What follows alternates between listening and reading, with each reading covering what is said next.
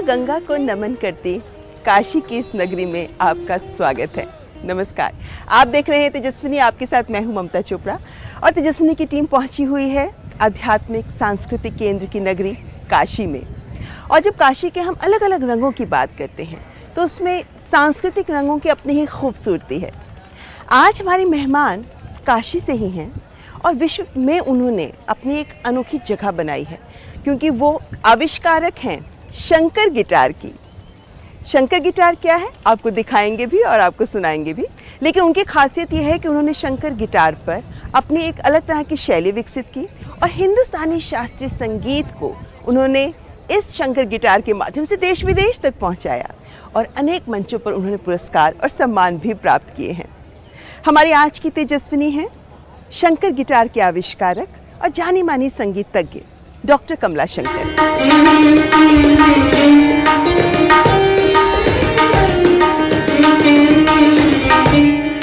Slide guitar एक पाश्चात्य वाद्य जिस पर हिंदुस्तानी शास्त्रीय संगीत बजाकर पूरब और पश्चिम का संगम कर रही पहली भारतीय महिला वादक डॉक्टर कमला शंकर, जिन्होंने हवाईयन गिटार में परिवर्तन कर तैयार किया अपना अलग गिटार, जिसे काशी में महादेव को समर्पित करते हुए नाम दिया शंकर गिटार, जिस पर जब आप गायकी और तंत्रकारी अंग के साथ शास्त्रीय राग की धुन छेड़ती हैं, तो सुनने वाले मंत्रमुग्ध हो जाते हैं।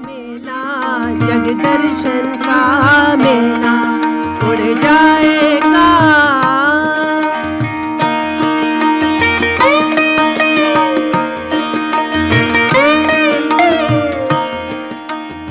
आपकी कला दक्षता ही है कि आपकी शैली के अनुरूप दर्शकों ने इसे नाम दिया है द सिंगिंग गिटार।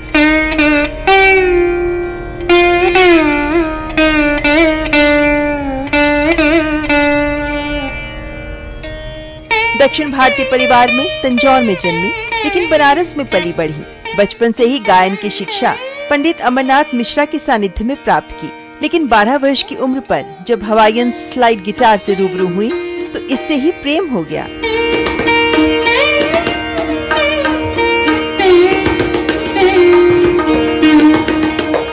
हालांकि परिवार में पढ़ाई पर जोर था और आप विज्ञान की छात्रा रही। डेंटल डॉक्टर बनने की ओर कदम भी बढ़ा दिया था, लेकिन संगीत को ही जीवन का ध्येय बना लिया। निरंतर कला की साधना आगे बढ़ाते हुए न केवल पूरब अंग जैसे ठुमरी, कजरी, दादरा बजाने में महारत हासिल की, बल्कि रविंद्र संगीत का भी अभ्यास किया।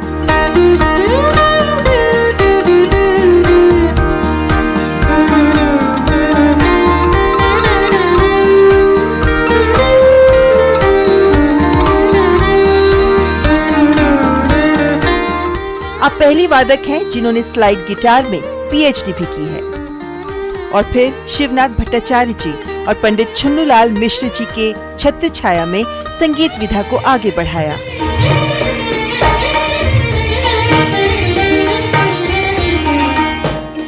संगीत के विभिन्न आयामों को साधते हुए बनारस हिंदू विश्वविद्यालय में छात्रों को संगीत कला की शिक्षा देने के साथ साथ शंकर आर्ट्स फाउंडेशन की स्थापना कर गुरु शिष्य परंपरा को निःशुल्क आगे बढ़ा रही है।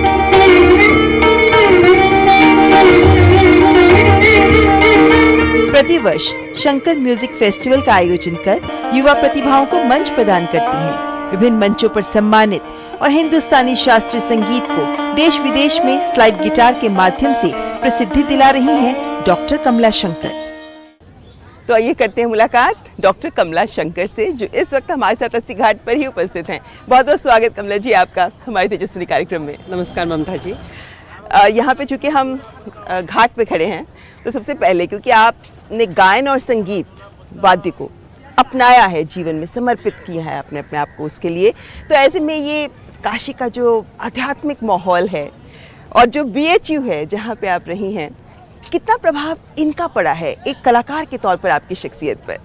मैं एक तरह से कहूँगी कि मैं बहुत आभारी हूँ और इस तरह की पैदाइश और इस तरह के वातावरण के लिए मैं ईश्वर के प्रति कृतज्ञता ज्ञापित करती हूँ, क्योंकि परिवेश शुरू से ऐसे रहा और जिस परिवार में मैं जन्मी वो सांस्कृतिक मतलब संस्कृति से जुड़े होने के कारण और आध्यात्मिकता से भी जुड़ाव होने के कारण हमारे अंदर परिवेश का बहुत अच्छा मतलब प्रभाव पड़ा और मैं बहुत भाग्यशाली अनुभव करती हूँ कि मैंने पढ़ाई यहीं से की, अपना बचपन मेरा यहाँ बीता और सब गुरुओं से जितनी मेरे उनका सानिध्य मुझे प्राप्त हुआ।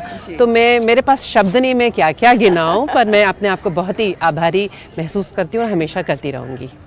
तो कमला जी, आपने संगीत की शिक्षा दीक्षा तो यहीं से ली है और बहुत दिग्गज गुरुओं के सानिध्य में आपने शुरुआत की, लेकिन गायन से शुरुआत हुई थी, तो फिर वाद्य यंत्र का आकर्षण कैसे? हाँ, तो उसका सबसे बड़ा प्रमुख कारण रहा मेरी माता जी श्रीमती विजय शंकर जी। हम लोग बेसिकली दक्षिण भारतीय हैं, लेकिन शुरू से ही हम लोग का हमारी पैदाइशी यहाँ पे हुई, लालन पालन सब हुआ, तो हम बनारसी ज़्यादा हैं हम।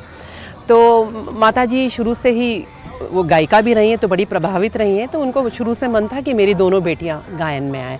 तो उन्होंने सबसे पहले अपनी श्रुति बॉक्स होता है उससे हमारी सुरों की उन्होंने जांच की, देखे बच्चे सुरीले हैं, तो गायन की प्रशिक्षा मेरी प्रारंभ हुई पंडित अमरनाथ मिश्रा जी से, जो बनारस के बड़े गुरु थे।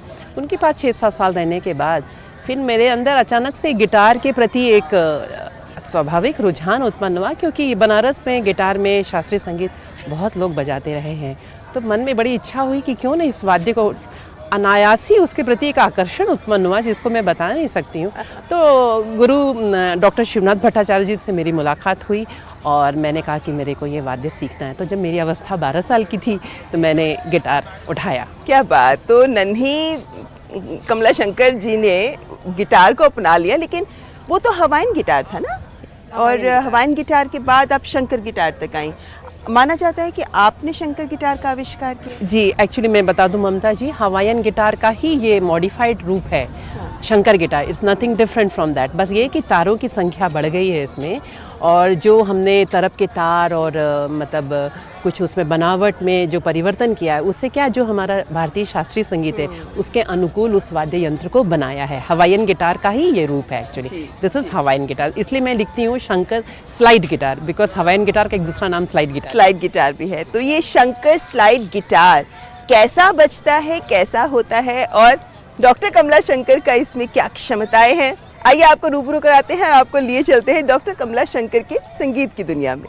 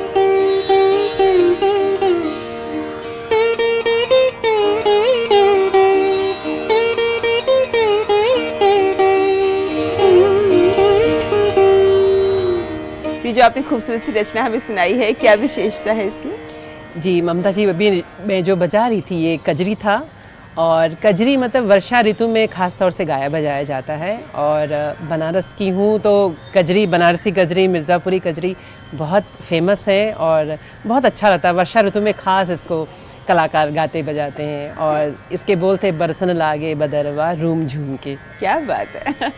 अच्छा, क्योंकि आपकी जो वाद्य यंत्र है इसमें आप पूरब अंग भी बजाती हैं, जिसमें दादरा, चैती, यहाँ तक कि रविंद्र संगीत भी आप बजाती हैं ना? और क्या उसके लिए कुछ खास ट्रेनिंग लेनी होती है कुछ? सबसे बड़ी बात है कि मेरी माँ वेस्ट बंगाल से हैं, आसनसोल में उनका जन्म हुआ। भले ही वो दक्षिण भारतीय हैं, लेकिन कहते हैं ना कि जो इनहेरिटेंस हुआ बंगाल के साथ, जो जुड़ाव यानी कि रविंद्र संगीत के माध्यम से क्लासिकल म्यूज़िक का, तो मम्मी की भी बड़ी इच्छा थी शुरू से, और इसकी वजह से हमारा बंगाली लोगों के साथ बहुत बड़ा एसोसिएशन रहा है। तो क्या हुआ, उनकी भाषा, उनका कल्चर और उनका संगीत मुझे बचपन से ही बहुत भाता रहा है। तो मैंने हमेशा से रविंद्र संगीत को भी एक माध्यम बनाया, मुझे बहुत ज़्यादा पसंद है, भावनाएं इतनी उसमें प्रकट होती हैं। मतलब वैसे ही आजकल बात करते हैं एक भारत श्रेष्ठ भारत की, और हमारी कलाएं तो समागम है ही इन सबका। लेकिन आपकी जैसी विशेषता कही जाती है कि आप स्लाइड गिटार पर गायन शैली में आप बजाती हैं, इसके क्या मायने हुए? चूँकि मैंने बचपन से गायन से ही अपनी शिक्षा की शुरुआत की, तो नेचुरली गायकी अंग का मेरे अंदर होना बहुत ही स्वाभाविक रूप से मेरे अंदर था। और मैंने जो गाना जो 6-7 साल सीखा गुरुजी के सानिध्य में, पंडित अमरनाथ मिश्र जी के सानिध्य में, तो उसका ही ये प्रतिफल रहा कि मैं अपने गायकी अंग को बहुत बखूबी स्लाइड गिटार में मैं करती हूँ, और मुझे अच्छा भी लगता है। बाकी कलाकार वाद्य यंत्र बजाते हैं, उसमें वो शास्त्रीय संगीत, हिंदुस्तानी शास्त्रीय संगीत भी बजाते हैं, आपका उनसे कैसे भिन्न होता है, सुनने में कैसे भिन्न लगता है? ये कलाकार की सोच पर डिपेंड करता है, और उनकी मतलब उनको जो पसंद है उस पर डिपेंड करता है कि आप जो मतलब संगीत की जो भी आप अपनी प्रेजेंटेशन दे रहे हैं उसमें गायकी अंग ज़्यादा है या तंत्रकारी अंग ज़्यादा है। तो ये ऐसा नहीं कि मैं ही, बहुत सारे कलाकार हैं जो गायकी अंग से बजाते हैं। गायकी अंग मतलब जैसे हम गाना गाते हैं उसके अंदर जो भावना, मतलब जो मीड है, जो गमक है, वो सब हुबहू वैसे निकालने की, और इसके लिए मैं स्लाइड गिटार को बहुत ज़्यादा, इसमें बहुत एडवांटेजेस हैं। जैसे सारंगी है, वायलिन है, वैसे स्लाइड गिटार है, हवाइन गिटार, इसमें जब रॉड से जब एक ही स्वर में बिना दूसरा आघात किए 5-6 स्वरों को इकट्ठे निकाल सकते, मतलब उसकी जो तारतम्यता है वो नहीं टूटने पाती। तो गायकी अंग से बहुत सुंदर ये वाद्य बहुत अच्छे से, बहुत खूबसूरती से आपने इस बात को हमारे सामने रखा है। लेकिन यहाँ पर हम दर्शकों को ये ज़रूर बता दें कि डॉक्टर कमला शंकर पहली ऐसी महिला हैं जिन्होंने स्लाइड गिटार पर हिंदुस्तानी शास्त्रीय संगीत बजाने की शुरुआत की। और डॉक्टर शंकर, क्या हम ये बोल सकते हैं कि आपकी इस शुरुआत के बाद अब बहुत सारे लोग हैं जो इससे जुड़ रहे हैं? ऐसा नहीं बोलूँगी कि मेरी वजह से, पहले से भी हमारे यहाँ ख्याति लब्ध बहुत कलाकार, मतलब महिला कलाकार मैं हूँ, और अभी भी इसमें महिलाएं इसमें कम हैं, पर मैं देखती हूँ काफ़ी लोगों को मैं मतलब उनको लगता है कि मैं मोटिवेट कर पाती हूँ। बाकी वाद्य यंत्रों में ज़्यादा संख्या है उनकी, गिटार में कम है, ये मैं देखती हूँ, पर बाकी लोग संगीत से काफ़ी प्रभावित होते हैं। अभी तो स्पेनिश गिटार में भी बहुत लोग क्लासिकल बजा रहे हैं, और मेरे बहुत शिष्यगण हैं जो कि स्पेनिश गिटार में भी क्लासिकल, यानी पाश्चात्य वाद्य यंत्रों को हम भारतीयता के साथ जोड़ रहे हैं। बहुत ही खूबसूरत बात। लेकिन क्या एक और सवाल आपसे, क्योंकि मैं ये हमेशा सोचती हूँ कि कला समर्पण मांगती है और आपको रियाज करना पड़ता है, बहुत प्रैक्टिस करनी पड़ती है, और महिलाओं के लिए ख़ास तौर पर जब परिवार की जिम्मेदारियाँ भी होती हैं और आप तो काम भी करती हैं, तो ये सब जिम्मेदारियों के बीच कैसे वक्त निकाल पाती हैं इस कला के लिए? सबसे बड़ी बात है कि कला एक साधना है और ये एक पैशन है, तो जब जीवन से जुड़ गया है तो मुझे लगता है हर चीज़ों से भी ज़्यादा इसकी जो प्रायोरिटी उतनी ऊंची होनी चाहिए। तो फर्स्ट प्रायोरिटी लिस्ट में संगीत की साधना है हमारे लिए। बाकी चीज़ें तो होती रहती हैं और लाइफ में होती भी रहती हैं, हर लोग अपनी जिम्मेदारी से कोई भी विमुख नहीं होता है, लेकिन ये म्यूज़िक ऐसा है कि इसकी साधना अगर एक दिन भी आप नहीं करेंगी तो आपको लगेगा कि आपने कितना कुछ खो दिया है, क्योंकि आपको लगातार वो करना चाहिए, तभी आपको अनुभूति भी होती है और आपको प्रभु द्वारा बहुत कुछ प्राप्त भी होता है। जैसे आप काशी में बैठी हैं, काशी का तो वैसे ही एक माहौल ही अलग है इस नगरी का। महादेव की इस नगरी में जब आप इस कला को आगे बढ़ाती हैं तो एक व्यक्ति के रूप में डॉक्टर कमला शंकर कितनी परिवर्तित होती हैं, आंतरिक रूप से परिवर्तित होती हैं इस कला के माध्यम से? मैंने हमेशा देखा है कि घर में जब मैं प्रैक्टिस करती हूँ तब अलग रहता है कि मैं एक शिक्षिका के रूप में, एक साधिका के रूप में प्रैक्टिस करती हूँ, लेकिन जैसे आप स्टेज में जाते हैं तो अंदर कुछ परिवर्तित हो जाता है, क्योंकि आप प्रभु के प्रति अपने आप को समर्पित कर देते हैं और आपको लगता है कि जो भी कुछ होगा, जो भी मैंने किया आप देख लेना। तो इस भावना के साथ ही हम मंच पे चढ़ते हैं हम लोग। तो उसके बाद क्या होता है कि नेचुरली जब भी कोई मंच पे देखता है तो उनको लगता है कि हम कुछ और ही दिखाई देते हैं। वो सभी लोग किए होते हैं, हर कलाकार जैसे ही मंच पे जाता है वो कुछ अलग ही रूप में दिखाई देता है, एक ऑरा सज जाता है उसके ऊपर। तो वो उसके साधना का ही परिणाम है और प्रभु की कृपा का, मतलब वही आप देख सकते हैं, प्रभु की कृपा का साक्षात रूप आप देख सकते हैं सामने। जी, यानी किसी ने सही कहा है कि कलाओं के माध्यम से आप आध्यात्म और ईश्वर को भी प्राप्त कर सकते हैं। यहाँ पर आप हमें कुछ और खूबसूरत रचना सुनाएं अपनी। अब काशी की नगरी में हैं और आप आई हैं यहाँ पे, तो ज़रूर अब कुछ भजन में पायो जी मैंने राम रतन धन पायो।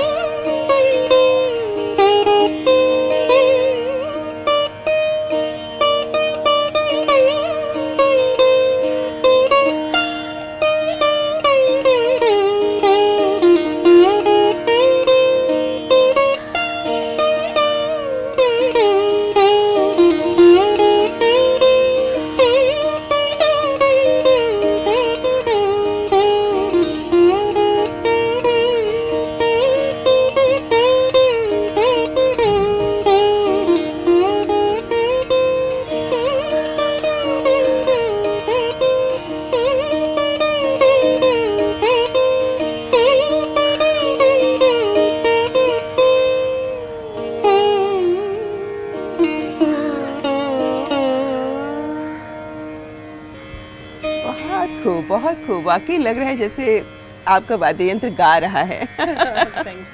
लेकिन आप जैसे शास्त्रीय संगीत करती हैं तो कभी फरमाइश आती होगी लोगों की कि भाई कुछ सुगम संगीत में भी आप सुना दीजिए हमें, कुछ ऐसा होता है? बिल्कुल आती है। तो जैसे शास्त्रीय संगीत हमारा मेन हमारा हिस्सा है, लेकिन उपशास्त्रीय में आपके ये सब आते हैं, भजन भी आ जाते हैं और आपके दादरा, चैती, ठुमरी जैसे आपने बताया। तो कभी कभी वेस्ट बंगाल की तरफ रविंद्र संगीत एक मेरा पैशन है, लेकिन वो भी मैं मतलब उसके रूप में नहीं कि मैं हर जगह रविंद्र संगीत बजाती हूँ, लेकिन ऑन डिमांड कभी कभी आप वेस्ट बंगाल गए या किसी बैठक में गए तो उनको बहुत मन होता है कि मैम सुनाइए ना, तब मैं ज़रूर। और डॉक्टर कमला शंकर को लगभग 40 साल हो गए हैं स्लाइड गिटार को अपने साथ लेकर आगे बढ़ते हुए। तो डॉक्टर शंकर, ये 40 साल तो बहुत लंबा वक्त है ना। आपने तो कई दौर देखे होंगे भारत में कलाओं को लेकर, काशी को भी बदलते हुए देखा होगा।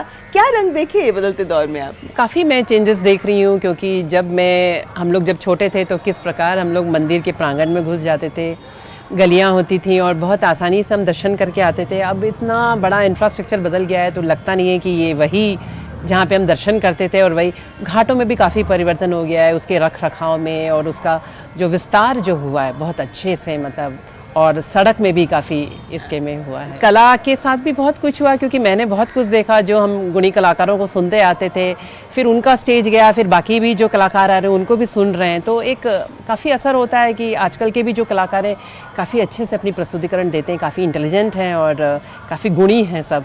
तो ये भी सौभाग्य प्राप्त हुआ कि हम पुराने गुणीजनों को भी सुन पाए और आगे आने वालों को भी सुन रहे हैं। तो एक तरह से मैं अपने आप को बहुत सौभाग्यशाली मान। बड़े रचनात्मक होते हैं आज के युवा, बहुत जोश है, जज्बा है कुछ नए तरीके से नया करने का। तो ये हमारी प्राचीन कला धरोहरों को किस तरीके से आज की पीढ़ी आगे बढ़ा रही है? आपके साथ तो बहुत सारे छात्र हैं जो जुड़े हुए हैं। जी, बहुत सारे मेरे पास हैं शिष्य जो अच्छा कर रहे हैं और उन सबको देखती भी हूँ। वो काफ़ी वर्सेटाइल भी हैं, मतलब कि रचनात्मकता के साथ साथ वो आज की पीढ़ी काफ़ी इंटेलिजेंट है, जैसे हमने पहले ही बताया, हमने इसके बारे में हम जो चर्चा कर रहे थे। और एट द सेम टाइम वे परंपरा को भी लेकर चल रहे हैं, तो उसके साथ छेड़छाड़ भी नहीं कर रहे हैं और उसको लेके भी चल रहे हैं, उसको कर भी रहे हैं और आगे बहुत अच्छी तरीके से उसकी प्रस्तुतिकरण भी काफ़ी अच्छे से उन्होंने उसको मंचीय कला को भी काफ़ी उन्होंने प्रभावित किया है हर तरीके से, गेटअप के साथ साथ, बजाने के साथ साथ। और मीडिया भी इसमें काफ़ी रोल निभा रही है। तो मेरे ख्याल से मीडिया भी बहुत आने से और इतने सारे इंटरनेट हमारी सुविधाएँ जिसमें हम अपने आप को व्यक्त कर सकते हैं, तो मेरे ख्याल से ये सब जुड़ करके बहुत अच्छी तरीके से व्यक्त कर पा रहे हैं। तो यानी इस दौर में कलाओं को प्रफुल्लित होने के लिए बहुत माध्यम है जो मिल जाते हैं।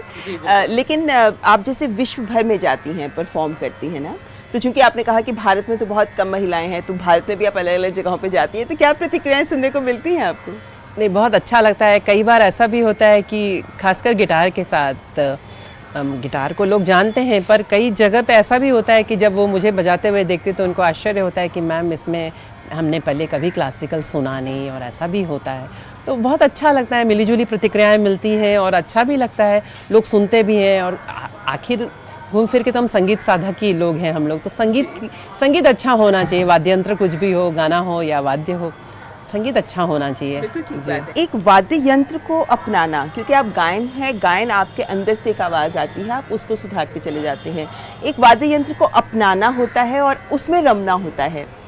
ऐसा क्या नज़रिया होना चाहिए एक कलाकार का कि वो एक वाद्य यंत्र को एक्सप्लोर कर सके और एक तरीके से आत्मसात भी कर सके? तो वो कौन सा नज़रिया है एक साधक का जो उसको सहायक होता है? अगर आपको संगीत से प्यार है तो आप उस चीज़ को बखूबी आप उसको दिखा सकते हैं। सबसे बड़ी बात है कि संगीत से आपको प्यार होना चाहिए, अपने आप को दिखाने से भी ज़्यादा। हम चीज़ों मतलब मैं हूँ, चाहे मेरी मतलब जिस प्रकार की मेरी पर्सनालिटी है या जो हम गाते बजाते, इन सब से भी ऊपर संगीत है। तो हमें अगर हम संगीत को सबसे पहले रखेंगे तो मुझे लगता है अपने आप आत्मसात करना शुरू कर देते हैं और आप बहुत अच्छे से प्रदर्शन भी कर पाते हैं। मुझे लगता है बेस में यही होना चाहिए, हमें खुद को नहीं दिखाना है, हमें संगीत को दिखाना है। ये होना बहुत ज़रूरी है जी। तो ये जो आप प्रेम की बात करती हैं, जब आप ये बात करती हैं आपकी आंखें चमक जाती हैं और बहुत अच्छा लगता है कि ये प्रेम आप जैसे साधक इसको आगे लेके जा रहे हैं। लेकिन इससे पहले कि मैं आपसे आखिरी फरमाइश करूं, जो छात्र संगीत वाद्य यंत्रों से जुड़े हैं या संगीत के क्षेत्र से जुड़े हुए हैं, आप उन्हें क्या मंत्र देंगे? बस मैं यही कहना चाहूँगी कि अगर उन्होंने संगीत विधा को अपनाया है तो उसको वो बहुत निष्ठा से, लगन के साथ उसमें काम करें, रियाज़ करें। उसमें कोई शॉर्टकट नहीं है।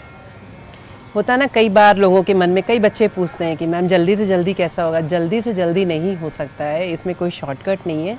और ये पूरी की पूरी मतलब साधना है और इसमें जितना भी तन मन आप अर्पित करते जाएंगे, जितनी निष्ठा रखेंगे, उतना उतना आप इसमें निखार लाते जाएंगे। तो यही है कि आप अगर आपने इसको as a passion, as a subject रखा है तो इसमें जी जान से लग जाइए, मन पूर्वक लग जाइए इसमें। बहुत खूब। और आपने बीच में ऑन डिमांड की बात की थी, तो अब यहाँ पे ऑन डिमांड हम भी कार्यक्रम का अंत बिंदु संगीत के साथ करें। जी बिल्कुल। इसमें एक गाना मुझे बहुत पसंद है, जोदी तोर डाक शुने के ना, तो भी एकला चलो रे। एकला चलो रे का बहुत अच्छा है, क्योंकि हम सब आए हैं और जीवन में हमें मतलब अंततोगत्वा हमें अकेले ही सफ़र करना, अकेली जर्नी हमारी अकेली होती है और अकेले जाना है। बहुत महत्वपूर्ण रचना जिसे मुझे लगता है देश का जन जन सभी प्रकार, तो मैं इसको बजाना।